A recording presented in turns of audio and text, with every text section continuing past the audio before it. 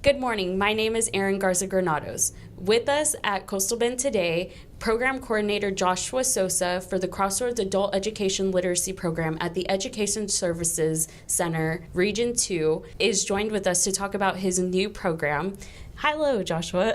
Good morning. How are you? Good. And I think the first question I have for you is, what made you want to name the program Crossroads? What was the inspiration for that? So first of all, how things came about with naming our program Crossroads is that everybody has a story. We are an adult education literacy program for those who might have not completed their high school diploma and walked the stage. So we provide the service for them to get their what's called the high school equivalent. Most people might remember it as the GED. The GED nowadays is looked at as its own test. We also offer the high set test as well. And so because everybody has a story, everybody's gone through life, and they might not have finished, we wanted to name our program Crossroads because everybody has been through some sort of crossroads in the time of their life. It's the path that they choose that would help them get to success. And so we're hoping that with our program, they choose the right path in order to get to that success. Since this program is new and it is a new addition, what do y'all plan to do, and how do students find out about this program?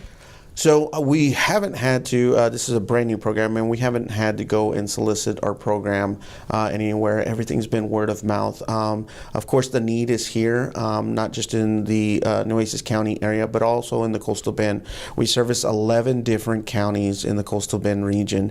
And so the big push has been word of mouth. We're servicing people that are looking to get better jobs, are looking to increase in their pay, those who are looking to receive that high school equivalent so that way they can go into college. We're also looking, some of our students are also ESL for English Second Language, because we offer that program as well as part of the adult education literacy portion of our program. And so a lot of it has been, again, that word of mouth where people have talked about it. We've been on the news a couple of times, but things have really just opened up, and we plan to take this program in a whole different other direction. And because of the fact that we're brand new, we're kind of building the plane as we're already flying it. And because of that, we've been able to get to a place where our student growth population has grown to almost 700 students. And in just one semester. And so as we're starting the new semester this month, we've seen a huge influx of students that have come from the surrounding areas as well. In fact, we were just at one of our satellite campuses this week, and we had over 50 students that came out, and again, all word of mouth. And so we're really excited about our satellite campuses and what's about to happen in our program. You said that there is already over 700 students, and it is only the second semester, which is amazing. Is there a certain age range that you're seeing predominantly or dominantly in your students? So our students, they vary. So we have students who might have just dropped out of high school. So we've got them at 16, 17, 18 years old, all the way up till 70. So our big push is that it's never too late. And so we have a combination of various ages that are out there. And so everybody is welcome who kind of fits the category of our program. With the ESL students, the same thing. There isn't one specific age of students that are come to our programs, so it just varies on there. So since there is older ages that you are taking or seeing in your students, are you finding that, or how are you working the schedule for the students if maybe they're adults who are going to work during the day but still want to be involved in this program and participate in it? So we offer both daytime and evening classes. Our daytime starts from 9 in the morning till 12, and then there's a break in between because we offer some tutoring for those individuals that might want to come in for tutoring. And then we also offer evening classes from 6 to 9. We do have some Saturday classes classes. Again, everybody's schedule is a little bit different, so we want to be able to accommodate those individuals whose schedules might not allow them to come either in the day or in the evening. So we understand either they have jobs or their parents, and so we want to make sure that everybody has that availability. As you've said before, and we keep mentioning, this is a new program. It is the first semesters that you're seeing it. What are the biggest barriers that you're coming across when starting this program? So again, because we are so new and we have to service 11 different counties, number one is finding the space to be able to put these classes in satellite campuses. We've reached out to various partners, whether it be school districts, churches, or just private organizations that have allowed us to use their buildings, which has been great. But once we put up the buildings, the students will come. The second barrier in that is that, we need to find teachers. And because of the fact that, we have daytime classes, some of our teachers that we're looking for, we need them to work those daytime hours. Now, we understand that they have those daytime jobs, so we offer nighttime classes as well. But that's kind of been our biggest barriers. Been the two big barriers that we've had is, number one is finding the space, and number two, finding the teachers once we get that space. So for anybody who is maybe a retired teacher or somebody who's looking to pick up a second job part-time, we love to have them come on. The pay is pretty good. We offer it's $22.40 an hour for 3 hours per session. So the pay is pretty good for our teachers. The minimum requirement for our teachers is a bachelor's degree. And so they do not need to have a teaching certificate. And for more information, they can go onto our HR website at the Education Service Center Region 2 Jobs. Since there are so many students and they are coming in at all different ages, they are going to have different circumstances. How are you differentiating the levels that they are at? So good question. So as soon as a student comes into our program, they go through what's called an orientation. They have to do that orientation. It's mandated by the state and how we receive our students. Then they take what's called a baseline test. That baseline test allows us and our staff to see exactly where that student is. From there, we take that data, we analyze it, and then we're able to place them into the classes and the levels that they're needed. So that way we can go ahead and focus on those target goals and those target areas for that individual, so we can see them succeed. That way we don't put them to the point where they just don't understand and give up. Right. Considering that the students do come from different backgrounds, some of them may struggle coming into this new program. What are you and your staff doing in order to motivate them? Okay, so as I mentioned, part of the very, very beginning stages of them entering our program, the orientation, then the testing, and then we do a class what's called mapping, okay? Now, I come from a military background, so I love this course, and when given the opportunity, they let me teach every once in a while. And so I've had the opportunity to do motivational speaking, and so we've geared this mapping class, which is a 12-hour class that it's mandated and they have to take before they even enter into a classroom. This 12-hour mapping class focuses on study skills, stress management, time management, test taking, and also motivational and positive thinking and goal setting. And so we've partnered up with Texas Workforce, and they will also come in. And so from day 1 to day 4, these students are just driven with this type of positivity to the point where their whole mentality and way of thinking is changed. So by the time that they enter into the classroom, they're already thinking of what that end goal is. For some of them, it's graduation. Great. For others, it might be that promotion in that job that they'll get once they receive that high school equivalent.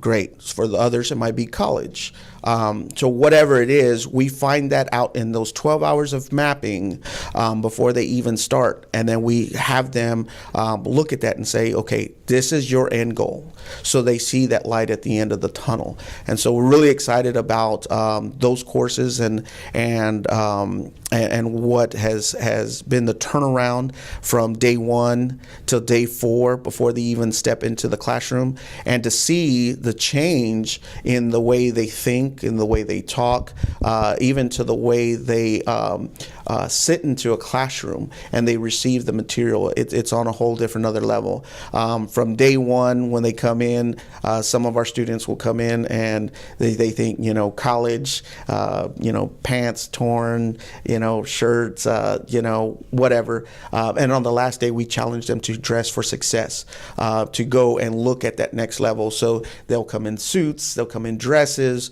they'll come ready to take on any challenge. And it's nice to see that once they hit the classroom, they're with that same mindset of striving for success.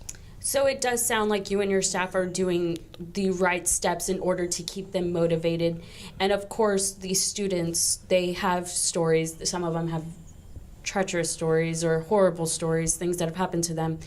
Is there any stories that, or any students in particular that have impacted you? Because the program you're offering is impacting them, but have you seen it the other way around where you feel good that you're doing this program? Oh, absolutely. So when given the opportunity to teach mapping, one of the things I always say is that even though I get paid to motivate them and teach this class and give to them, what they don't understand is that they're giving to me, and every class is different.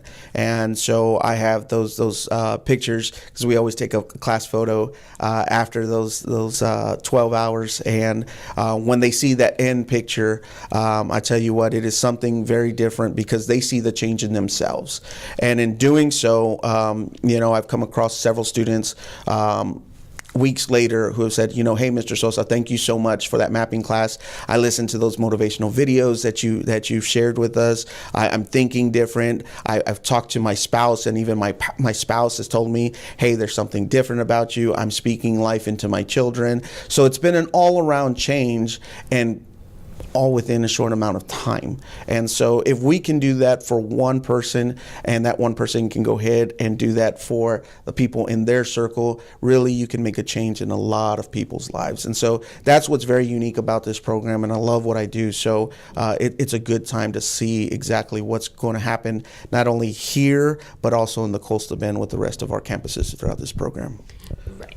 And since y'all do have many other programs, are there multiple campuses that you're offering this program at, or is it just one certain campus? If so, which campus is that? So our main campus is at the Education Service Center here in Corpus Christi, here Region 2. We do have and have just opened up some satellite campuses, one being in Robstown, another one being Alice, Kingsville, Falfurrias, and so we are still looking to push out into the other counties of this region. We're really excited, and so if y'all are on the outside parts and I didn't mention your particular area, please feel free to contact us. You can piggyback with one of those campuses or come here to the Education Service Center. We'll be also working with the CCISD and reaching out into their programs as well. And so that'll be really neat because we'll be working with the parents. So those individuals whose kids go to the schools will be able to offer our program to the parents while their kids are in school. So a lot of different programs are working out. It's coming along beautifully. We also offer, because most people might think adult education literacy, we're looking at it as on a bigger scale, called family literacy. And so we've partnered up with other programs through the Education Service Center with like our home visitation programs. And our home visitation programs will actually send some of their outreach liaisons into the homes of some of our students, okay? And they will, those individuals who have children who haven't come into school yet, they will teach the parents how to be that first teacher. And so they will teach these kids the skills that are needed so that way whenever they get into the schools, they will be so far in advance over their peers that they'll be ready and successful once they hit the schools. And as far as the future semesters to come, there are going to be more and more students coming in, and as you can already see, this program is skyrocketing. 700 students, that is amazing. How are you and your staff preparing for all the students y'all hope to get in the future? So the good thing is that we are still ramping up. We're still bringing in more and more staff. I've got teachers that are coming in, which is great. We still need more, but they're coming in to take on these challenges. I have an amazing staff that is always pushing in data, that's always taking on any type of issues that comes along. We're looking to also open up new orientations and testing sites so that way we keep open enrollment so more and more people can come in. We're looking to expand even within Nueces County to open up more sites so that way we can accommodate our students and they don't have to feel like, wow, I've got to drive clear across the other side of town to go to school.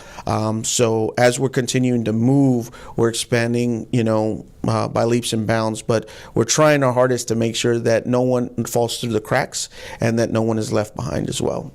And for the for the upcoming semesters, are you and your team already projecting numbers that you expect to see as far as the students? So because of the fact that we want to make sure that they have that light at the end of the tunnel and that goal, we are hosting a graduation. Okay, so our students that are that have dropped out, we want to give them that opportunity to walk the stage. We are projecting to have at least 100 students this year graduate, and so our hopes is for it to be big. We're looking at not just a regular graduation, here's your certificate, have a great day, but the full cap, gown, American Bank Center event, to where they can share with their families that huge event that's going to be a milestone for their future. So thank you for the time that you have given us, Mr. Sosa. It was such a pleasure to hear about your program and everything that you're going to start. My name is Erin Garza Granados with Coastal Bend Today, and remember, we are about your life, your news.